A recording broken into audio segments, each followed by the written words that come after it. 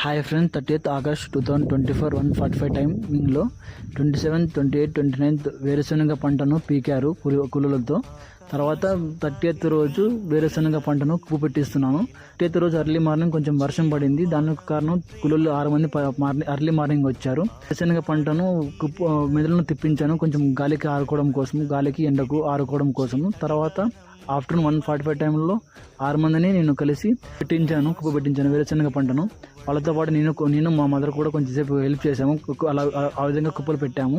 ఎందుకంటే అలా కుప్పు పెట్టడం ద్వారా మనకి రేపు మిషన్ వస్తుంది కాబట్టి నెక్స్ట్ రోజు పని కొంచెం తొందరగా చేయడానికి, ఆ విధంగా కూలి మనుషులు కొంచెం తగ్గించడం కోసము నేను అలా కుప్పు పెట్టించాను. తొందరగా పని జరుగుతుంది. వేరుశనగ కట్టి నుండి వేరుశనగ విత్తనాలను పక్కకు సపరేట్ చేయడం కోసము, అలాగా మనం తొందరగా పని చేయడం కోసం అలా కుప్పు పెట్టించాము. ఈ సీజన్లో ఎంతమంది వేరుశనగ సాగు చేశారో కామెంట్ చేయండి. అదేవిధంగా ఎన్ని క్వింటాలు సాగు చేశారో కామెంట్ చేయండి, మర్చిపోకూడదు.